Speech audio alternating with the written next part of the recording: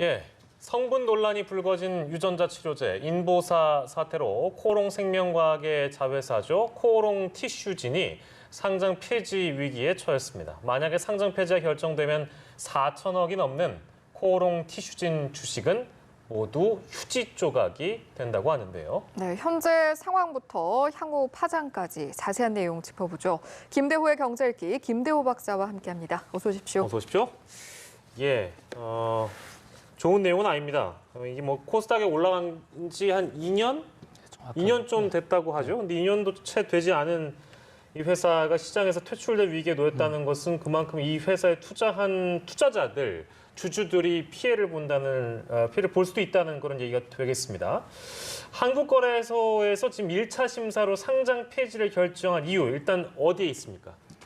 예, 지금 현재 상장 폐지 절차를 크게 두 가지로 나눠볼 수 있는데요. 예. 하나는 기업심사위원회고 또 하나는 코스닥위원회예요. 예. 그런데 어저께 기업심사위원회에서 상장 폐지를 결정했습니다. 네. 우리가 판결로 치면 1심 판결 정도로 이렇게 볼 수가 있어요. 예. 이 기업심사위원회가 상장 폐지를 결정하면서 내세운 이유는 정확하게 두 가지입니다. 코오롱 티슈진이 이 인보사를 개발해서 그것을 상품을 판매하기 위해서 제출한 각종 서류에 하자가 있다. 예. 결정적으로 이게 연골세포라고 얘기가 돼 있는데 이거 연골이라고 그러면 이 관절 이 뼈에 물렁물렁하게 해주는 그 세포죠. 그런데 이게 연골세포가 아니라 신장세포. 좀 더 우리식으로 얘기하면 콩팥세포예요. 콩팥세포를 연골세포라고 허위 보고를 했다. 예. 이것은 중대한 보고상의 과오이기 때문에 이거 하나만으로도 충분히 상장 폐지 요건을 갖춘다. 그다음에 두 번째 상장 폐지 요건은 코오롱 티슈진이라는 회사는 상품이 사실상 이 인보사 하나밖에 없습니다. 그런데 인보사는 지금 식약처로부터 판매 금지가 되어 있습니다. 그러니까 주 매출 원인 인보사가 안 되고 있는 마당에서 코오롱 티슈진을 상장을 계속시켜주면 그 주주들 또 소액 주주들 피해가 생길 수가 있다. 이래서 이 두 가지 이유를 내걸어서 어저께 상장 폐지를 결정을 하게 이르는 겁니다. 예, 1심 그러니까 마치 이거를 우리 법적인 절차로 보면 1심 판결이라고 하셨잖아요. 네. 그러니까 1차 심사에서는 그렇게 된 거고 그러니까 완벽하게 상장 폐지가 됐다. 이렇게 지금 볼 수 있는 상황은 아니라는 말씀인가요? 그렇습니다. 그렇다면? 예, 2심 판결이 코스닥위원회. 한국거래소는 코스닥위원회에서 예, 9월 예. 18일 날 심사를 하게 됩니다. 9월 18일이요? 예, 지금 한 달 채 못 남았죠. 예. 자, 거기서도 또 만약에 상장 폐지 결정이 되면 회사 측에서 이의 신청을 할 수가 있어요. 그러면 재심을 할 수가 있습니다. 그것이 최종 판결이거든요. 그런데 이제 회사 측에서 그러니까 코오롱 티슈진 측에서는 상장 폐지를 번복해 주거나 아니면 기업 개선 명령을 내려서 우리가 1년 또는 2년 내에 그동안의 과오를 씻을 테니까 좀 한 번의 마지막 기회를 달라. 이런 것에 판정을 내릴 수가 있다라고 마지막 가능성에 기대를 하고 있는 것이죠. 그러니까 아직 확정은 되지 않았지만은 그러나 이제 기업심사위원회에서 1심에서 상장 폐지가 난 경우에 2심, 3심에서 번복된 경우가 없지는 않습니다만은 그게 그렇게 쉽지는 않아요. 그런 면에서 9부능선, 8부능선은 넘어섰다. 상장 폐지 쪽의 가능성이 좀 높아졌다. 이렇게 얘기할 수가 있습니다.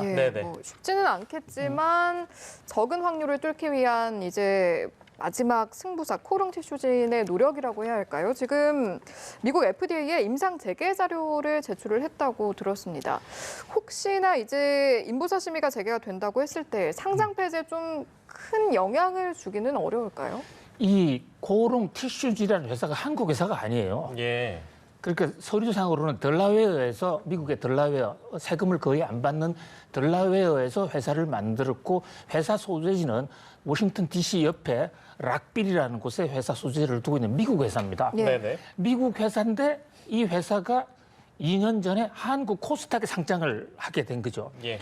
그리고 그동안에 1999년부터 약 19년 동안 미국서 이제 주로 활동을 해왔는데 이 회사가 만든 인보사 문제가 미국서 임상 실험 과정에서 문제가 발견이 된 거거든요. 한국 식약처는 문제 없다고 허가를 내준 품목이에요. 그렇습니다. 예. 그런데 이제 코오롱 티슈진에서는 여기에 대해서 좀 이의가 있다. 그리고 지금 계속 하고 있던 임상 검사는 좀 계속 해달라. 예. 그래서 이의 신청을 해놓고 있거든요. 만약에 그것이 이제 미국 FDA 그러니까 식품안전국에서 받아들여진다면 예. 공신력이 높은 미국 FDA의 그 평가를 기초로 한국에서 코스닥에서 좀 봐줄 수가 있지 않느냐. 예. 다시 한번 재개시켜줄 수가 있지 않느냐. 그래서 예. 기대를 걸고 있는 것이죠.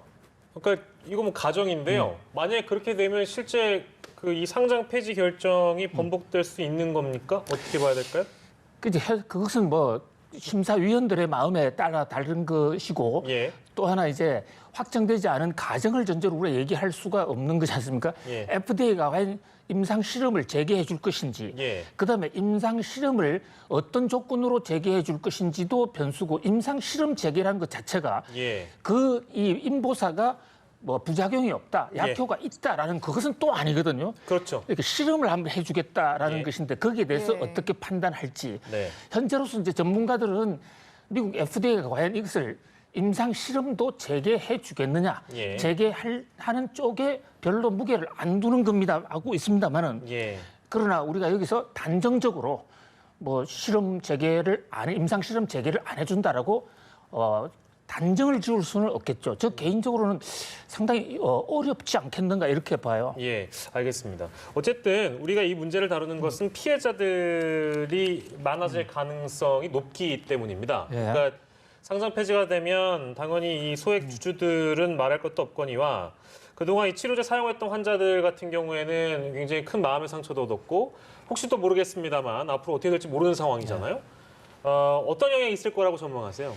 예, 지금 우리가 방송 시작을 하기 전에 예. 우리 연합뉴스 기자가 예. 현재 리포트를 하면서 매우 과학적으로 매우 차분하게 예. 피해액이 약 1,800억 정도가 될 것이다 이렇게 보도를 해주셨어요. 예. 현재의 상황 그러니까 현재 상장 폐지 그리고 주식 거래가 정지돼 있는 현재 마지막 가치 8,100원을 전제로 했을 때 예. 소액주주들 지분 가치가 약 1,800원 정도 돼요. 예. 그거 틀렸다는 얘기는 아닌데 그러나 저 소액주들이 주식을 산 시점으로 거슬러 올라가 볼 필요가 있어요. 그럼 어마어마한가요? 예, 저 양반들이 8,100원대 다 사지는 않았거든요. 예. 주가가 한때 3만 원, 4만 원까지 올라갔습니다. 자, 자, 그렇게 된다면 이 피해 규모는 예. 조 단위가 넘어갈 수가 있는 거예요. 예. 지금 저렇게 상장 폐지가 되면 일주일간의 정리매매 기회가 주어집니다. 예. 아주 싼 값으로 팔 수밖에 없는 상황이고 그게 끝나면 거래가 거의 안 되거든요. 예. 이제 그런 관점에서 적어도 7, 8천억 내지 조 단위의 피해가 발생할 수 있다. 이렇게 보는 것이죠. 네. 주주들 입장에서는 정말 이게 웬 날벼락인가 네. 싶을 것 같은데 지금 아무래도 이웅열 전 회장에 대한 책임론이 불거지고 있는 것이 임보사 치료제 자체에 대한 관심이 굉장히 지극하고 애정이 깊었다라고 하는데 이런 상황에 대해서 전혀 몰랐을까라는 의혹도 좀 있는 것 같아요. 이 부분은 어떻게 보셨어요? 이웅열 회장이 자식이 3명 있어요. 예.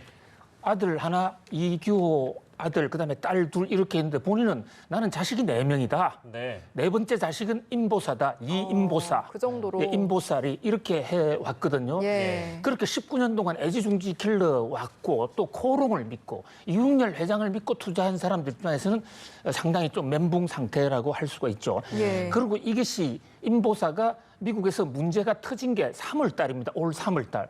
올 3월 달인 당시에 그때 우리나라 주식의 매입량을 보면 예. 소액주들은 이 사태가 터지거나 주식을 사서 들어갔어요. 예. 오히려 많이 매입을 했습니다. 예. 자, 거기서 왜 그러냐면 이웅열 회장이나 이 코오롱에서 문제 없다. 그리고 오히려 이 저가 주가가 낮을 때 사 들어가면 나중에 큰 대박을 낼 수가 있다. 이렇게 선전한 측면이 많이 있거든요. 예. 또 그것을 믿고 들어간 사람 입장에서는 오히려 손실이 더 커졌단 말이죠. 예. 그런 면에서 이웅열 회장이나 코오롱에 대한 배임 또 배신 더더군다나 이게 지금 이 상품이 하다가 잘못해서 실패한 게 아니라 처음부터 연골세포가 아니었어요. 네, 네. 처음부터 콩팥세포였는데 예. 지금 와서 이제 코오롱 측에서는 우리도 몰랐다. 우리도 처음에 그것이 연골세포인 줄 알았는데 최근에 와서 보니까 이것이 어떻게 콩팥 세포로 뒤바뀌어 있더라. 예. 우리도 피해자다.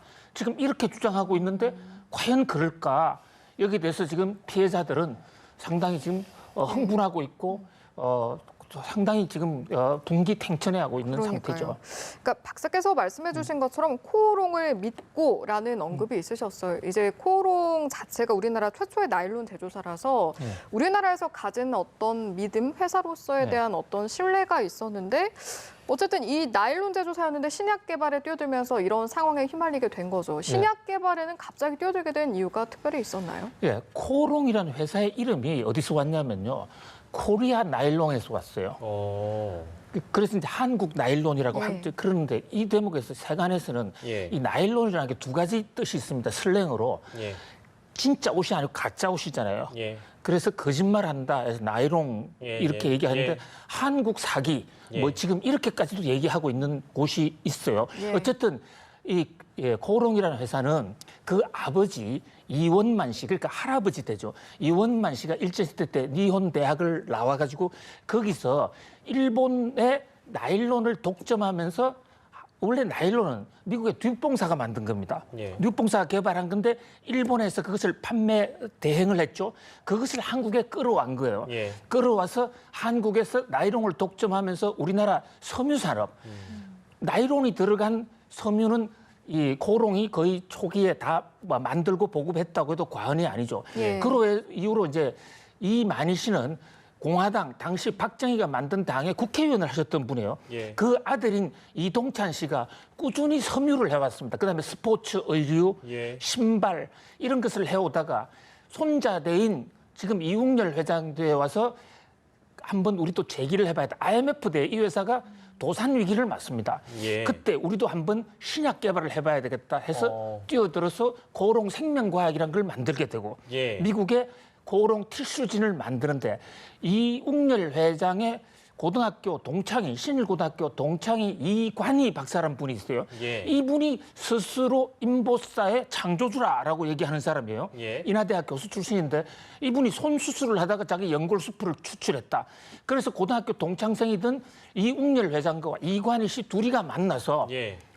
우리 한번 해보자 해서 미국의 코오롱 티슈진이라는 회사를 만듭니다. 예. 처음부터 가짜였는지 예. 자기들도 속았는지는 알 수 없습니다만은 예. 처음부터 연골 세포가 들어가 있지 않고 콩팥 세포가 들어가 있었던 것은 지금 사실이에요. 네. 그래서 처음부터 엉터리였던 것은 확실한 사실이고 예. 처음부터 알고 엉터리였느냐 예. 모르고 엉터리였느냐 그거 정도가 지금 남아 있는 것이죠. 예. 코오롱이 신약 개발에 뛰어든 역사까지 저희가 좀 멀리 갔다가 돌아왔습니다. 다시 현재로 돌아왔어요. 4조 원. 한때 시가총액이 4조 원이 그렇습니다. 넘었습니까? 예. 대단하네요. 코오롱 티슈진은 지금 뭐 촉망받는 바이오 산업을 이끌고 있는 기업 중에 하나였고요. 근데 또 이렇게 바이오 주라고 할게요. 바이오 회사가 무너지고 나면 다른 바이오주들도 영향을 많이 받는 것이 주식시장의 보통 어떤 그런 일반적인 상황이었잖아요. 예. 저 이제 두 가지 궁금증이 있습니다. 첫째로는 얼마나 이 바이오 산업에 영향을 크게 끼칠 것인가. 네. 첫 번째 질문이고요. 두 번째는 그렇다고 해서 이런 개발을 안 할 수는 없습니다. 그러니까 신약 개발이나 어떤 이런 바이오 산업에 아예 손을 놓을 수는 없는 것이다. 우리나라가. 예. 그런 의견도 있어서요. 그 두 가지만 짚어주시죠. 예. 신약 개발은 계속해야 됩니다. 그리고 개발하는 과정에서 try and error, 시행착오가 얼마든지 있을 수 있는 거예요. 예. 그런 면에서 우리가 기업이 실수했다고 가혹하게 책임을 물을 수는 없습니다. 그런데 지금 문제는 예. 코오롱 티슈진 같은 것은 개발을 한 것이 아니라 처음부터 잘못된 거예요. 네네네. 사기를 쳤는지 잘못 신고가 됐는지는 알 수 없지만 예. 처음부터 잘못된 것이기 때문에 거기에 대한 책임을 묻지 않을 수 없고요. 네. 코오롱 같은 저런 대기업이 엉터리 제품을 만들어서 국민들에게 국민 건강에까지 피해를 끼치고 예. 주주들한테 피해를 미친다. 이것이 앞으로 정권 시장의 투자가들한테 어떤 바이오 주식을 믿을 수가 있겠느냐. 상당히 좀 멘붕 상태인 거죠. 예. 지금 그러잖아도 신라젠이라든지 한미 약품이라든지 몇몇 회사들이 예. 소비자들, 투자자들이 신뢰를 저버려서 예. 지금 HLB 같은 회사들 예, 예. 그래서 많은 홍역을 치렀습니다. 네. 그런 면에서 오히려 이번 사건을 이 금융 당국이나 예. 또 식약청에서 시시비비를 정확하게 가려내는 것이 예. 앞으로 있을 신약 발전에 전 오히려 도움이 될 수가 있다. 예. 투자자들 또는 정권 시장에 미칠 피해가 무서워서 이걸 그냥 덮어둔다면 예. 또 제2의 고롱, 제3의 인보사 사건이 또 생길 수 있다. 그런 면에서 지금 금융당국과 수사당국이 좀 더 피치를 올려서 사실 진실을 밝혀내야 할 것으로 보입니다. 예, 알겠습니다. 코오롱 생명과학의 자회사, 코오롱 티슈진에 대한 얘기를 오늘 나눠봤습니다. 김대호 경제읽기 김대호 박사와 이 시간 함께했습니다. 고맙습니다. 고맙습니다.